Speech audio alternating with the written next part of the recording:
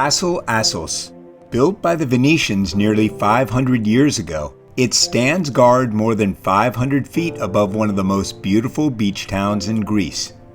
Once called stronger than Gibraltar by British General James Napier, it was for nearly a century the Venetian seat of power on Kefalonia. While invading armies may have found Assos invincible, today, visitors can reach the castle by walking the beautiful paved trail that leads up the hillside from the beach. The main path is about 1,200 meters or 3/4 of a mile uphill, and in the peak of summer, bring plenty of water. Assos is known as one of the most picturesque towns in Greece, and the views of it and the Kefalonia coastline are what make this hike so unique.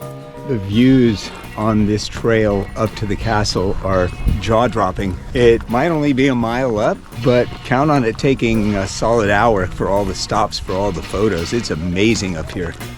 There's also a more rustic trail that offers a shortcut up the mountain. By covering the elevation more quickly, it takes about a third of the distance off the hike and provides a more intense hiking experience. So the 1,200 meter trail is definitely suitable for pretty much any footwear. But if you take this 800 meter trail, you should have some good shoes to do it in. This route was much more challenging. That's pretty steep. At the top, a well-preserved entrance constructed in classic Venetian style gives passage into the huge citadel atop the hill. Its purpose? To defend the Ionian islands from invasion.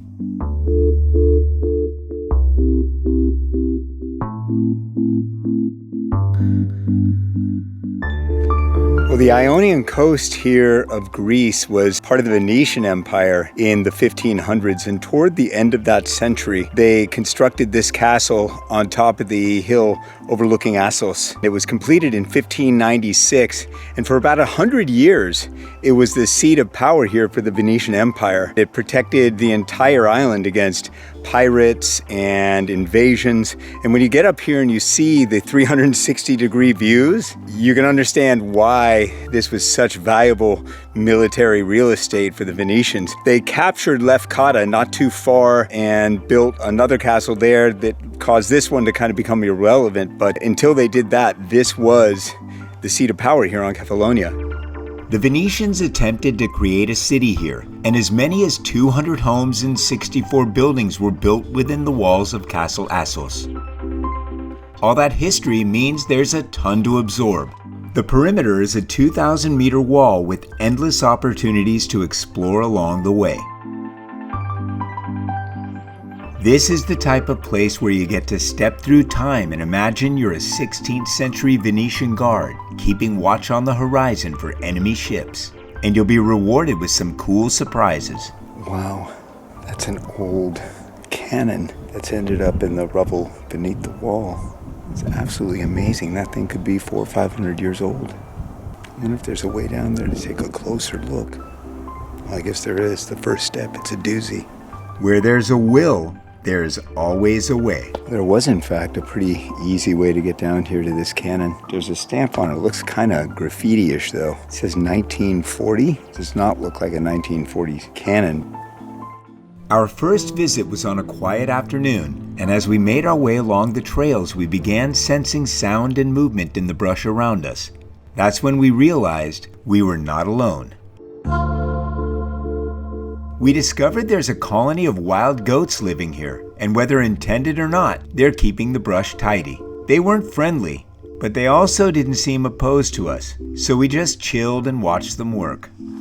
Wow, this is such a cool place to explore. Their old homes and their buildings and living quarters and ruins of that kind of stuff that you can explore. This is really a cool castle. Of the original 4 gates, 2 remain standing.